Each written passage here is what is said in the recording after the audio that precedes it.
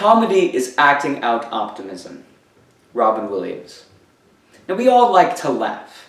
It's a basic human function. It helps us take our minds off of extremely intense situations and focus on the funnier things in life. Now, however, there are some things in life that should be taken a bit more seriously, should have a bit more maturity around them. Politics, for example, is extremely crucial to making sure the earth keeps spinning and things don't fall apart with world governments, and should be treated as such with a higher level of maturity than other things. Unfortunately, because of the advent of social media, people have become desensitized to politics through making extremely childish statements and jokes about extremely intense political situations. From major political figures like Donald Trump to extremely important political situations like the James Comey trial, this attitude has infected political discourse and needs to be stopped. Now, of course, as I've mentioned, one of the most infamous examples of this lack of maturity and decorum is the current President of the United States, Donald J. Trump.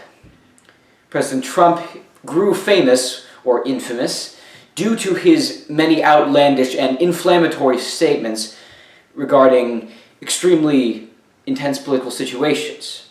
I'll show some of them here.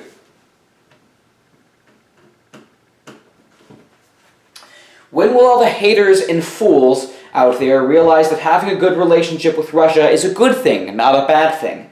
They're always playing politics. Bad for our country. I want to solve North Korea, Syria, Ukraine, terrorism, and Russia can greatly help.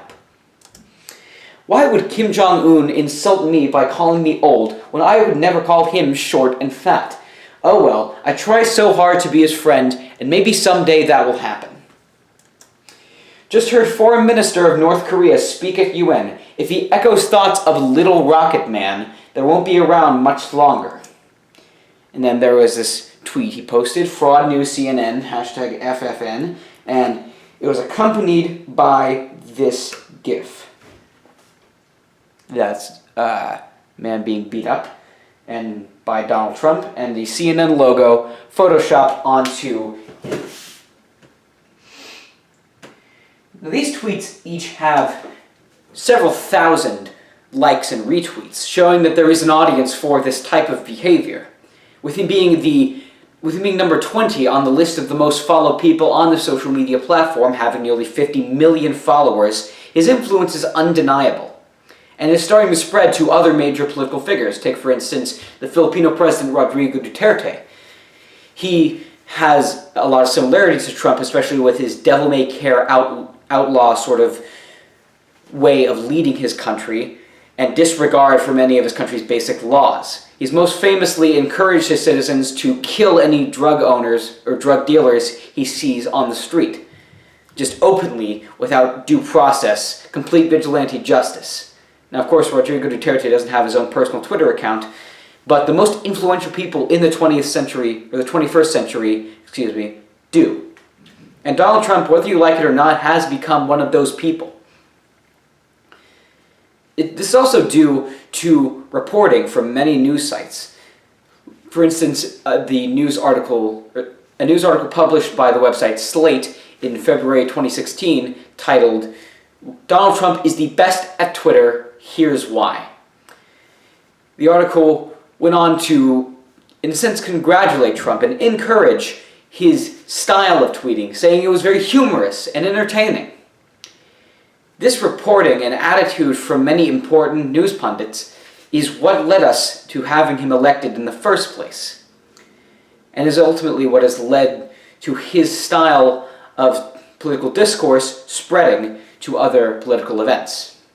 For instance, the James Comey trial. Now, James Comey was, of course, the former FBI director when Trump went into office, and Trump fired him because he was investigating the possible Russia collusion. He testified before the Senate, and it was extremely publicized. It was streamed on Twitter and YouTube and many other social media platforms. And here are some of the Twitter reactions from the James Comey trial. You have cartoon Donald Trump. Trump fired me for the Russia investigation. This is making fun of what James Comey said. me at the Comey hearing, a Twitter user acting like the Comey hearing is essentially a famous fashion show. And we have here me right now, hashtag James Comey, hashtag Comey Day, hashtag Comey hearings. A gif of Michael Jackson eating popcorn there on Instagram. And then this is for later. But as you can see, these tweets, most of these people tweet about an extremely serious Senate testimony the same way they would tweet about a reality TV show. Even worse is the way people have reacted to the possible thought of a World War III. Now, this is a scenario, an extremely terrifying scenario. It seems like it is getting closer and closer every day. Here's some of the reactions people have had to the possibility of being drafted for World War III.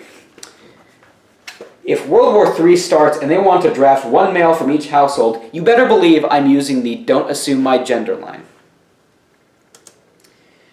When they come to try to draft me for World War III, and that's showing an injured crash test dummy there, dodging the government's calls and letters, trying to avoid the World War III draft, like, and there's several different images of the exact same person, and then those are the examples I have.